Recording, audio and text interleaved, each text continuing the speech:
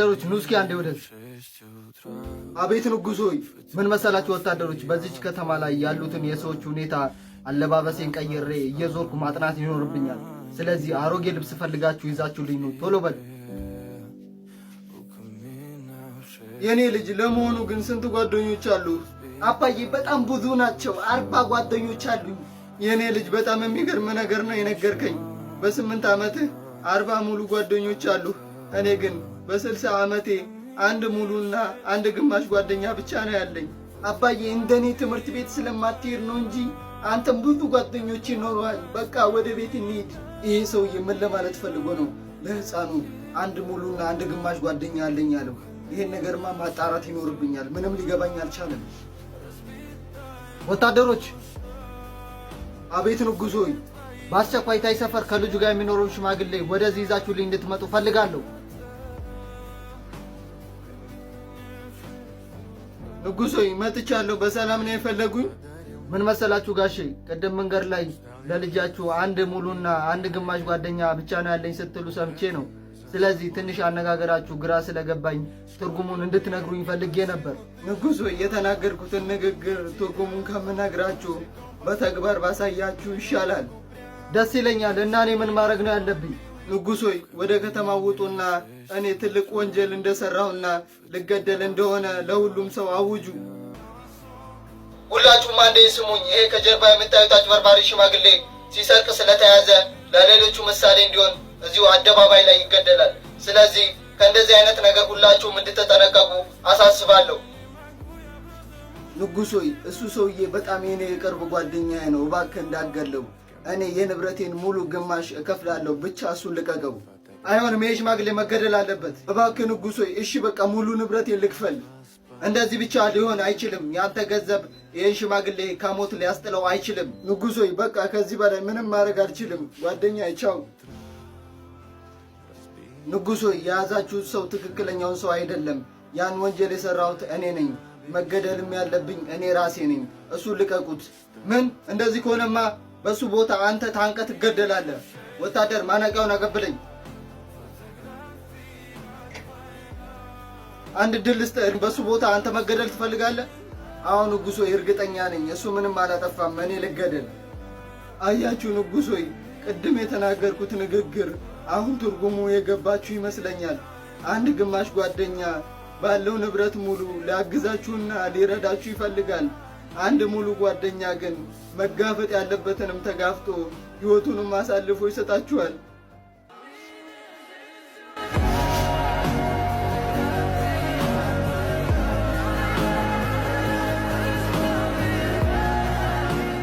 ልጄ ያላሙዲን ልጅ ሆነ ማለት ነው። ምንም እንዳታስብ። መኪና ምናምን ስነዳ በቃ እግረኛ ስታገኝ እየገጨ ያለ ችግር የለውም አባዬ እንዳያሳስብ።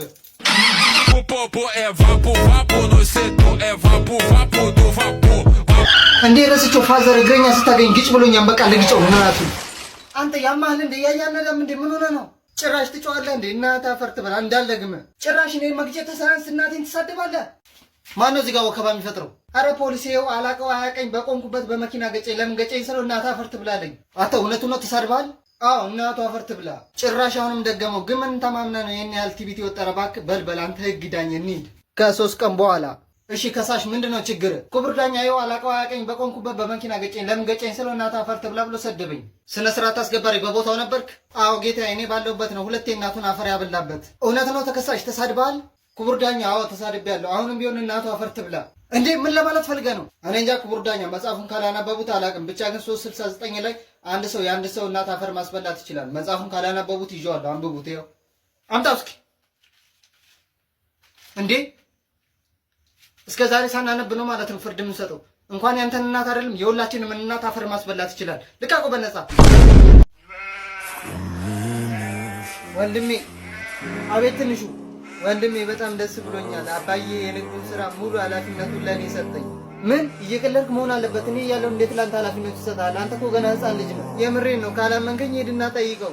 ዝም በል እባክህ። እኔ ስንት ዓመት ከሱ ጋር እየፈጋሁኝ እንዴት ነው ላንተ ኃላፊነቱን የሚሰጠህ? እኔማ ሂጄ ጠይቀዋለሁ። እንደዚያ ያደርግ። አባዬ አቤት ልጄ አባዬ እድሜ ልኬ ሙሉ ካንተ ጋር እየለፋው አንተ ግን ኃላፊነት የምትሰጠው ለትንሽ ወንድሜ ነው። ለምን እንደዚህ ታደርጋለህ አባዬ? ልጄ ይሄን ጥያቄ ከመመለሴ በፊት አንድ ቦታ ልላክህ። እታች ያለው ዶሮ ነጋዴ ጋር ሂድና እንቁላል ሊጥሉ የደረሱ ዶሮ እንዳሉት ጠይቀህ ና። ኧረ አባዬ ከዚህ ጋር ምን ያገናኘዋል? አሁን ዶሮቹን ለምን ፈልጋቸው ነው? ምን መሰለህ የኔ ልጅ እንቁላል የሚጥሉ ዶሮ በማርባት ማትረፍ ይኖርብናል። እሺ አሁኑ ደርሼ እመጣለሁ። ጋሼ አቤት ልጄ። ጋሼ አባዬ ልኮኝ ነው እንቁላል ለመጣል የደረሱ ዶሮች ካሉ ጠይቀና ብሎኝ ነው። አሉ የኔ ልጅ አሁን ራሱ ሊጥሉ ነው። ገዢ ከሆናችሁ ሂድና ንገረው። እሺ ጋሼ አመሰግናለሁ። በቃ ሂጅ ልንገረው። አባዬ ጠይቄ መጥቻለሁ። ጎበዝ የኔ ልጅና የዶሮቹ ብዛትና ዋጋቸው ስንት እንደሆነ ጠይቀው መጣ? ኧረ አባዬ እሱንም አልጠየቅኩትም። በል እሺ ሂድና ጠይቀና። እሺ አባዬ።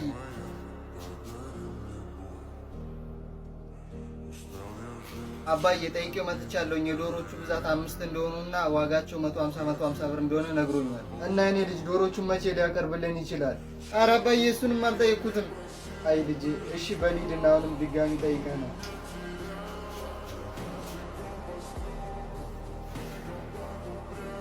ና እስኪ ትንሹ ልጄ የሆነ ቦታ ልላክህ። አቤት አባዬ። ትንሹ ልጄ ታች ያለው ዶሮ ነጋዴ ጋር ሂድና እንቁላል ለመጣል የደረሱ ዶሮዎች እንዳሉት ጠይቀህ ለእኛ እንደ ቢዝነስ ፈጥረን የምንሰራበትን ነገር እንዲያስችለን አድርገና። ችግር የለውም አባዬ አንተ ምንም እንዳታስብ እንደሚሆን አድርጌ እመጣለሁኝ።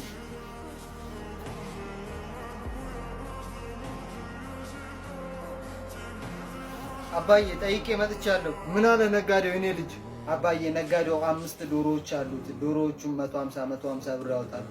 እናም እነዚህን ዶሮዎች የምንገዛው ከሆነ ነገ እንደሚያቀርብልን ዝግጁ መሆኑን ነግረውኛል።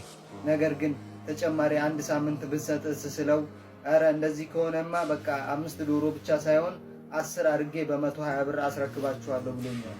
ተጨማሪ 2 ሳምንት ብትሰጥስ ስለው እንደዚህማ ከሆነ ዶሮዎቹን ወደ 5 ከፍ አድርጌ እያንዳንዳቸው ዋጋ 75 ብር አድርጌ ላስረክብ እችላለሁ ሲለኝ በዚህ ዋጋ ተስማምቼ መጥቻለሁ።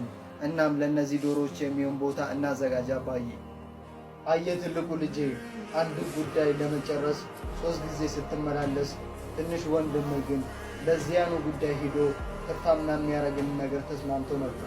እናም ለዛ ነው ኃላፊነቱን ለሱም ሰጠው።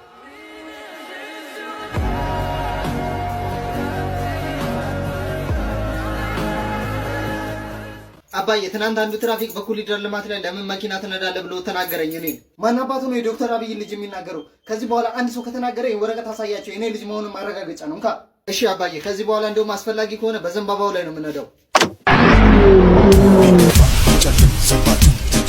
አቶ ምን አይነት ንቀት ነው ዘንባባ ጋር የምታመልጠው? ውረድ። የዘንባባውን የገረመ አንተ እንዳልጭፈልቅ ዝም በል። ጭራሽ ትራፊክ ላይ እጅህን አነሳ። ይሄ በጣም ትልቅ ንቀት ነው። ዳይ ወደ ህግ ቦታ እዛ ልክህን ያስገባዋል። እንሂድ። ለምን ታስቀኛለህ? በእናትህ ጭራሽ እኔን ልከሰኝ። ችግር የለውም እንሂድ። ከ30 ደቂቃ በኋላ እሺ ከሳሽ ችግር ምንድን ነው? ክቡር ዳኛ ይህ ሰውዬ በመኪና ዘንባባ ጋይቶ ሊያመልጥ ሲል ነው ይዤ ልቀጣው ስል ጭራሽ በጥፊ የመታኝ። እንዴ ይሄ እኮ በጣም ትልቅ ወንጀል እኮ ነው። ተከሳሽ እውነት ነው በጥፊ መታኸዋል? እውነት ነው ክቡር ዳኛ። ልድገመውት እንዴት ሰው ነው? ምን አባለ ማለት ፈልገ ነው? ጭራሽ እኔ ልትማታ? ይሄ መጠየቅ ራሱ አያስፈልግም። ወደ ጫካ ውሰዱና አራሽሙት። የማን ልጅ እንደሆንኩ አላወቁም መሰለኝ። ይሄን ወረቀት አንብቡት እና እኔ ምን አገባኝ? የማንስ ልጅ ብትሆን ህግ ቦታ እኮ ነው ያለው። አምጣው እስኪ። እንዴ የዶክተር አብይ ልጅ ምን ልታረግ መጣ እዚህ? እኔም ብሎ ክቡር ዳኛ ሁለተኛ አይለመደኝም። የዛሬ ማርኝ፣ የዛሬን ብቻ የዛሬን። አንተ ለዛሬ አልፌ ያለው ትራፊኩን ግን አልምረውም። አመሰግናለሁኝ። እሱንማ የእጁን እሰጠዋለሁኝ። አንተ ትራፊኩ የሰው ስም በማጥፋት 10 ዓመት ተፈርዶባል። ፋይሉ ተዘግቶ ወደ ፋይል ቤት ይመለስ። አስገብቶ ወደ ጨለማ ክፍል። አባዬ ወደ ትምህርት ቤት ልሄድ ነው።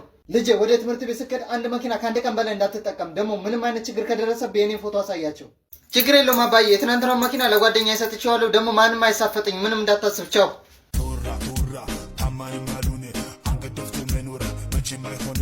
እሺ ተማሪዎች የሂሳብ ደፍተራችሁን ሁላችሁ ማውጡ። አንተኛው እዛ ጋር ሁሌ ያያለሁ ወሬ ነው የምታወራው። አሁን አንድ ጥያቄ ብጠይቅህ አትመልስ። ችግር የለውም ቲቸር፣ የፈለግከውን ጠይቀኝ።